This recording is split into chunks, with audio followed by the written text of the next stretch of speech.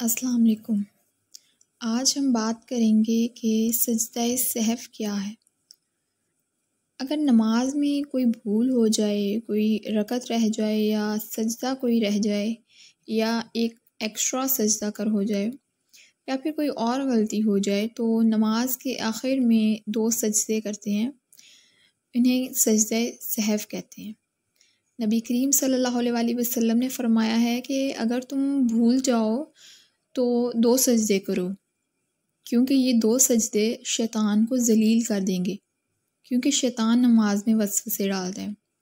इसी के बारे में नबी करीम सल्लल्लाहु अलैहि वसल्लम ने एक और जगह फरमाया कि जब मुअज़्ज़िन अज़ान देता है तो शैतान दूर भाग जाता है, और जब अज़ान ख़त्म हो जाती है और इंसान नमाज पढ़ने लगता है तो शैतान फिर से आ जाता है और नमाज के अंदर वसवसे डालता है कि तुम फ़लाँ चीज़ के बारे में सोचो, फ़लाँ बात के बारे में सोचो।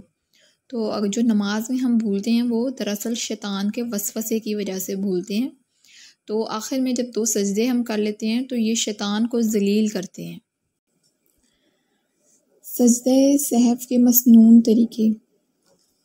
अहादीस की किताबों में सजदा सहव के चंद तरीके वारिद हैं जो कि नबी करीम सल्लल्लाहु अलैहि वसल्लम ने मुख्तलिफ़ मौक़े पे मुख्तलिफ़ तरीक़ों से सजदा सहव अदा किया। सबसे पहला तरीका है कि नबी करीम सल्लल्लाहु अलैहि वसल्लम ने सलाम फेरने के बाद 2 सजदे किए सजदा सहव के, और उसके बाद फिर से सलाम फेरा। एक और रवायत के मुताबिक नबी करीम सल्लल्लाहु अलैहि वसल्लम ने नमाज पढ़ी, सलाम फेरा, उसके बाद 2 सजदे किए और उसके बाद दोबारा सलाम नहीं फेरा। इसी तरह से एक तीसरा तरीका है कि नबी करीम सल्लल्लाहु अलैहि वसल्लम ने नमाज के आखिर में सलाम फेरने से पहले 2 सजदे किए और उसके बाद सलाम फेरा। तिरमिज़ी में एक और तरीका है जिसमें नबी करीम सल्लल्लाहु अलैहि वसल्लम ने तशहद पढ़ने के बाद 2 सजदे किए, उसके बाद दोबारा से पूरा तशहद पढ़ा, दुरूद शरीफ पढ़ा, दुआ पढ़ी और उसके बाद सलाम फेरा। तो ये चारों तरीके मसनून हैं, इनमें से किसी भी तरीके से सजदा सहव किया जा सकता है। सही बुखारी की हदीस है कि रसूल करीम सल्लल्लाहु अलैहि वसल्लम ने असर की नमाज़ पढ़ाई और 2 रकतों में सलाम फेर दिया। ज़ुल्यदैन नामी एक शख्स खड़ा हुआ और कहा कि ए अल्लाह के रसूल, नमाज में कमी कर दी गई है या आप भूल गए हैं? आप सल्लल्लाहु अलैहि वसल्लम ने कहा कि इनमें से कोई काम भी नहीं हुआ। तो उसने कहा कि कोई काम तो हुआ है। फिर आप सल्लल्लाहु अलैहि वसल्लम लोगों की तरफ मतवज्जो हुए और कहा कि क्या ज़ुल्यदैन ठीक कह रहा है? तो लोगों ने कहा जी हाँ। तो आप सल्लल्लाहु अलैहि वसल्लम ने जो नमाज रह गई थी वो पूरी की और बैठे बैठे सलाम फेरने के बाद 2 सजदे किए। इसके बारे में मुख्तलिफ रवायात हैं। एक रवायत के मुताबिक नबी करीम सल्लल्लाहु अलैहि वसल्लम ने 2 सजदे करने के बाद दोबारा सलाम फेरा, और एक रवायत में है कि दोबारा सलाम नहीं फेरा। तो इस तरह से ये 2 तरीके साबित होते हैं कि सलाम फेरने के बाद 2 सजदे करके दोबारा सलाम फेरा जा सकता है और नहीं भी फेरा जा सकता।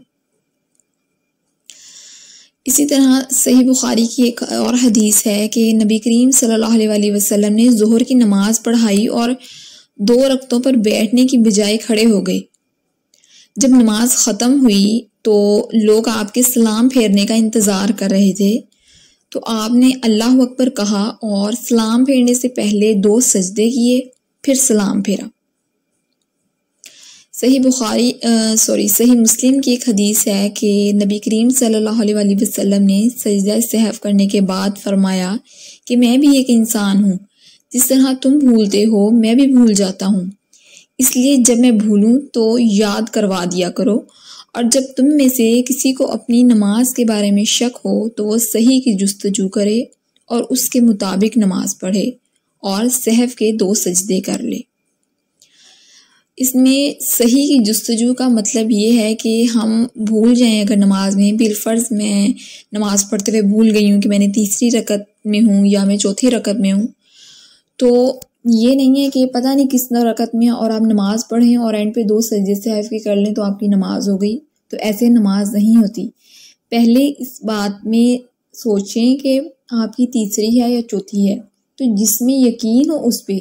अब 3 और 4 में अगर शक हो तो शक चौथी रकत में है, 3 रकतें पढ़ी ही हैं, 3 का यकीन है, तो इस बात का यकीन करके कि मैंने 3 रकतें पढ़ी हैं, 1 रकत और पढ़ के आखिर में 2 सजदे सहव के करें।